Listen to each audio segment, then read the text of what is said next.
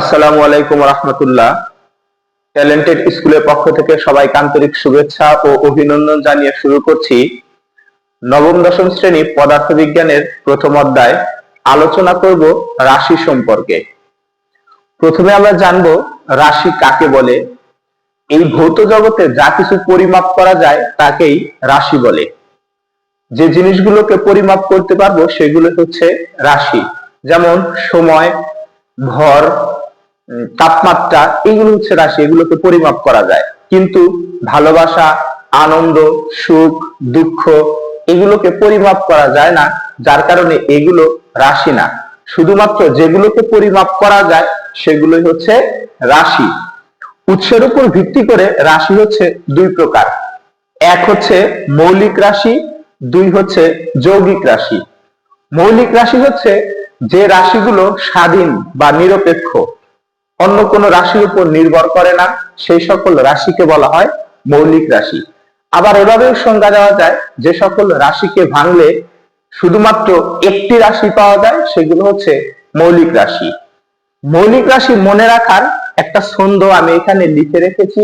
এই ছন্দের মাধ্যমে পদার্থবিজ্ঞানে ব্যবহৃত মোট 7টি মৌলিক রাশিকে আমরা মনে রাখতে পারবো।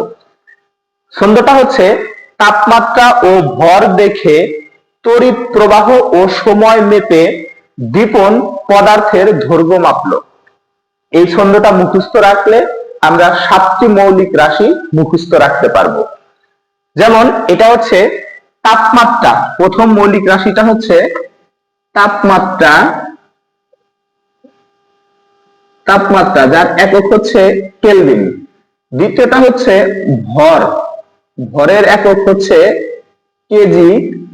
পরেরটা হচ্ছে তড়িৎ প্রবাহ, তড়িৎ প্রবাহ যার একক হচ্ছে অ্যাম্পিয়ার।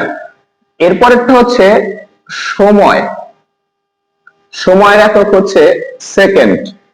এই দীপন হচ্ছে দীপন তীব্রতা, দীপন তীব্রতা যার একক হচ্ছে ক্যান্ডেলা। এরপর আছে পদার্থের পরিমাণ, পদার্থের পরিমাণ, পদার্থের পরিমাণের একক হচ্ছে মোল। এবং সর্বশেষে আছে দৈর্ঘ্য, দৈর্ঘ্যের একক হচ্ছে মিটার।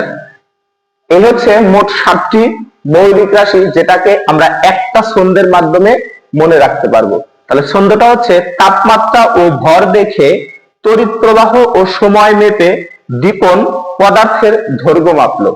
অবশ্যই এই 7টি মৌলিক রাশির নাম এবং এর এককগুলো মুখস্থ রাখতে হবে। এই 7টি মৌলিক রাশির উপর নির্ভর করতেছে পরবর্তী সব যৌগিক রাশিগুলো। অবশ্যই তোমরা ছন্দটা খাতায় লিখে এরপর এই 7টি মৌলিক রাশি ছন্দ থেকে বের করার চেষ্টা করবে এবং 7টি মৌলিক রাশির যে একক আছে এককগুলোকে অবশ্যই মুখস্থ রাখবে।